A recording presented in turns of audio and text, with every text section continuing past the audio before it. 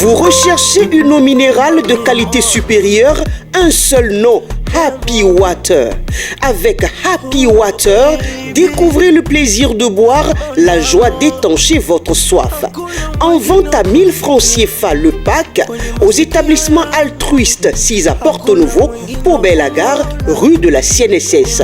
Entrez dans le circuit de vente de l'eau minérale Happy Water en nous contactant au 00229 52 38 36 52. Happy Water, la source de vie.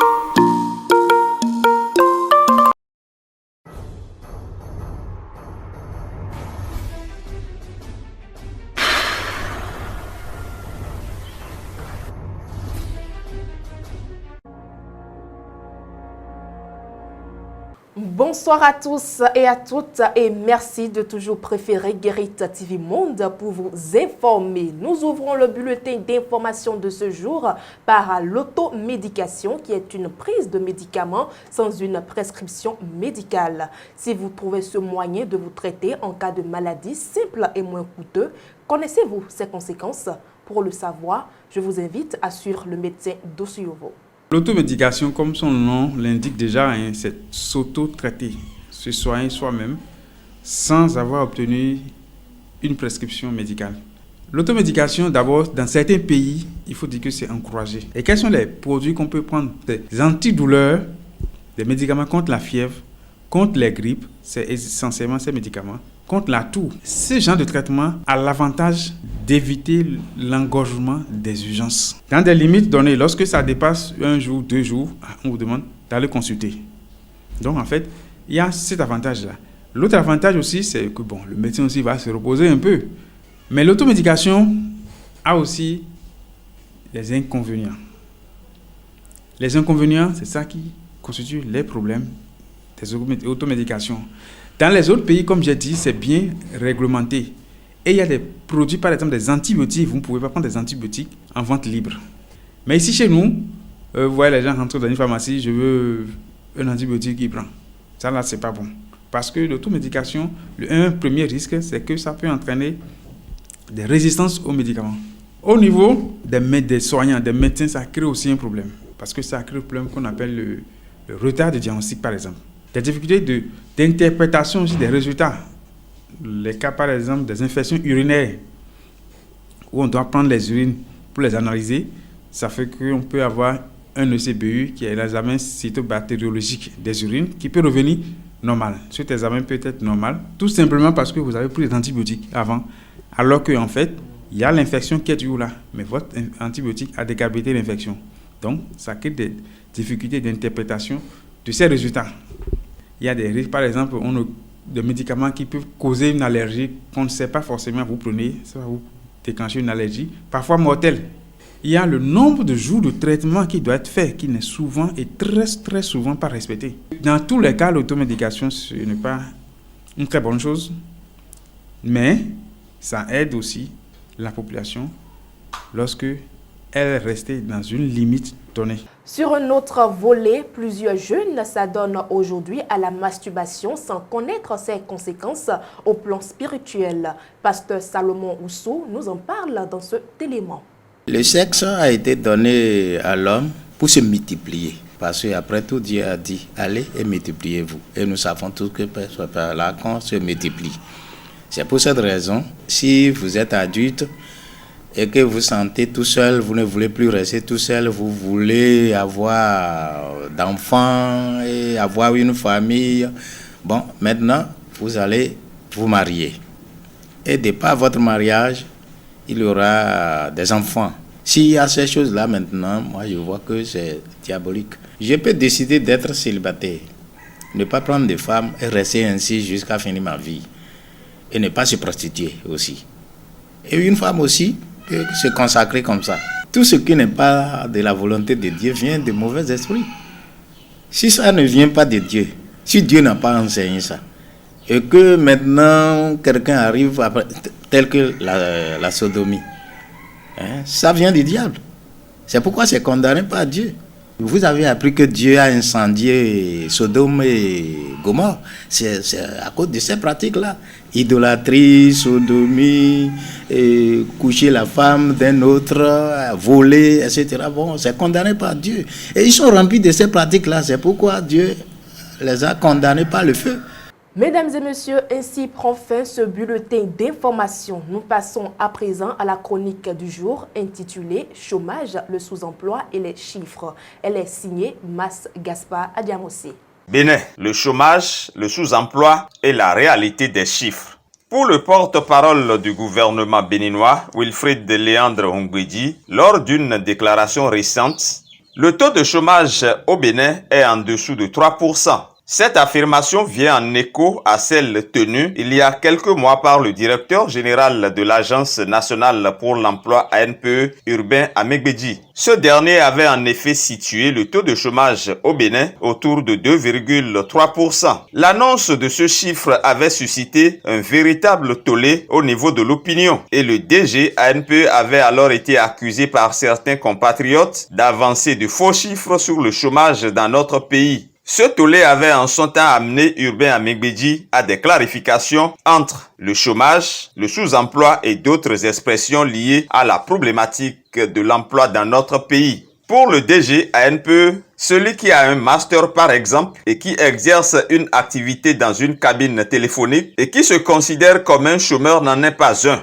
Lorsque vous exercez donc une quelconque activité économique, même si elle ne correspond pas à vos compétences, vous n'êtes pas officiellement considéré ou décompté comme un chômeur. Le mot approprié selon les explications du directeur est celui de sous-emploi dans ce contexte. Dans les statistiques, ce qui est considéré comme chômeur, c'est la personne qui les 2 dernières semaines d'une enquête est totalement au chômage, c'est-à-dire une personne qui n'a pas pu exercer une activité économique quelle qu'elle soit, mais qui a activement recherché de l'emploi et qui est prêt à le prendre si on le lui proposait. Par contre, celui qui est resté sans activité économique les 2 dernières semaines d'une enquête et qui n'a pas activement recherché de l'emploi n'est pas considéré comme un chômeur. Le fait que le porte-parole du gouvernement reprenne quasiment les mêmes chiffres relatifs au chômage dans notre pays donne tout de même quelques crédits à ces chiffres. Si le taux de chômage est de l'ordre de 2%, par contre, le taux de sous-emploi s'élèverait à 72% environ. Au-delà donc de ces chiffres avancés, c'est la réalité du problème qui nous semble-t-il doit le plus se préoccuper. Car dans notre pays, le Bénin, les jeunes de 15 à 35 ans, qui représentent près des 3/4 de la population active, sont les plus touchés et par le chômage, et par le sous-emploi, et par la précarité de l'emploi. Comme dans la plupart de nos pays africains, l'accès difficile des jeunes à l'emploi est une réalité et reste une problématique évidente. Face alors à cette situation et en dépit des multiples efforts consentis par le gouvernement, les chiffres, quel que soit le crédit qu'on leur accorde et quel que soit le côté où l'on se situe, ne reflètent qu'une et une seule réalité. Le Bénin est fortement confronté au problème de sous-emploi et il faut en urgence mettre en place des projets de promotion de l'entrepreneuriat et de l'employabilité des jeunes. Il n'est donc pas question de s'accrocher à des chiffres dont les réalités qu'elles traduisent paraissent discutables pour les uns et les autres. Malgré tous les efforts qui sont faits, le sous-emploi persiste et les jeunes sont très nombreux à subir les affres du chômage. Le temps n'est donc pas à la guerre des chiffres, mais aux solutions urgentes et appropriées pour donner davantage de chances aux jeunes de sortir de la précarité et de trouver un emploi décent. Merci à vous, Mas Gaspard Adiamossi. Chers amis internautes, on se retrouve dans un instant dans le forum de discussion. Vous recherchez une eau minérale de qualité supérieure, un seul nom, Happy Water. Avec Happy Water, découvrez le plaisir de boire, la joie d'étancher votre soif. En vente à 1000 francs CFA le pack, aux établissements altruistes 6 à Porto-Nouveau, Pau-Belle-Gare, rue de la CNSS. Entrez dans le circuit de vente de l'eau minérale Happy Water en nous contactant au 00229 52 38 36 52. Happy Water, la source de vie. Dans le forum de discussion de ce vendredi 12 août 2022, nous recevons pour vous Faouzia Sefou. Ensemble, nous allons parler du changement qu'apporte l'arrivée d'un enfant dans un couple. Bonsoir Faouzia Sefou. Bonsoir Latifat Kovenu. C'est un plaisir pour moi de vous accueillir dans ce forum de discussion. Plaisir partagé. Alors, avoir un enfant, c'est une joie, c'est une émotion, mais le changement de comportement et d'habitude s'impose. Effectivement, Latifat, un enfant, c'est un don de Dieu, mais son arrivée apporte beaucoup de changements dans les couples. Surtout, quand vous avez un enfant, l'enfant devient votre priorité. Que ce soit du côté de l'homme ou du côté de la femme, l'enfant devient la priorité et on s'occupe. Puisque c'est un être nouvellement arrivé, et on a tendance on se dit que l'homme qui est là, il a déjà fait son temps et que maintenant, on doit s'occuper de l'enfant maintenant. Donc c'est ça qui fait que l'enfant devient la priorité du couple. Et parfois, il y a des difficultés qui surviennent. Vous savez, quand vous avez un enfant, surtout les nuits, vous n'avez plus droit à 8 heures de sommeil. Non, pas du tout. La nuit, l'enfant peut se réveiller au moins 1, 2 ou 3 fois et vous devez vous occuper de lui. Parfois, il dort beaucoup dans la journée et la nuit, il a envie de s'amuser avec vous. Parfois, il pleure, surtout quand il est malade, c'est encore pire. Vous voyez, donc, on passe l'homme de côté et on se dit, je dois m'occuper, c'est ma responsabilité et on s'en occupe. Et pendant ce temps, au moment où vous gérez l'enfant, comment vous faites pour gérer à la fois le mari? Pour gérer le mari, c'est facile quand vous avez un mari qui sait s'adapter à la situation. Mais quand vous avez un homme qui n'arrive pas à s'adapter à la situation ou quand vous êtes une femme et vous n'arrivez pas à vous adapter, c'est très difficile dans ce moment-là. Parce que quand vous arrivez à prendre soin de l'enfant, vous finissez, vous êtes fatigué. Parfois, quand l'homme vous aide, c'est encore plus facile. Ou quand vous avez de belles-mères ou des cousines à côté qui vous apportent leur soutien, c'est plus facile. Mais quand vous êtes seul, c'est très difficile. Et encore, si vous êtes encore une femme ou un homme fonctionnaire, c'est très difficile parce que déjà à 8 heures, il faut répondre au boulot. Et toute la nuit, vous avez passé le temps à vous occuper de l'enfant. Donc, ce n'est pas aussi facile. Mais quand vous vous adaptez, quand vous échangez, quand vous avez la patience face à la situation, vous vous en sortez aisément. Et qu'en est-il de votre intimité? L'intimité, j'avoue, prend un coup radicalement. Mais toujours dans la communication et dans les échanges, on arrive à trouver des astuces pour pouvoir s'en sortir. Parfois, vous voyez des parents qui chassent leurs enfants, aller dormir, il fait déjà nuit, demain il y a école. Ce n'est que des prétextes. Voilà, ce n'est que des prétextes pour pouvoir s'occuper de papa ou s'occuper de maman, vous voyez.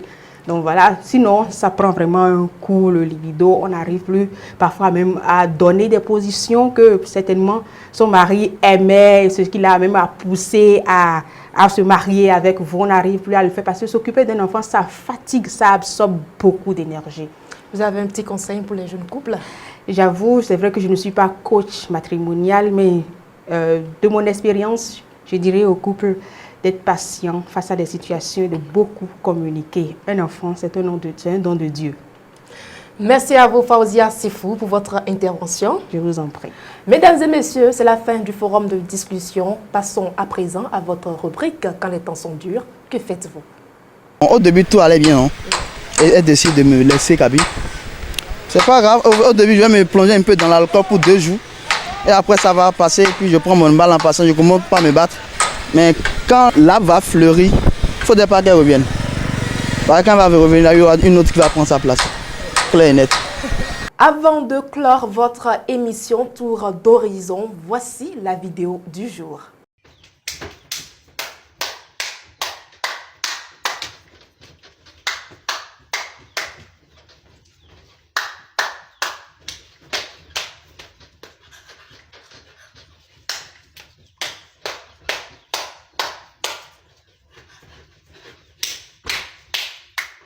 Chers amis internautes de Guérit TV Monde, nous sommes à la fin de votre émission. Merci pour votre fidélité.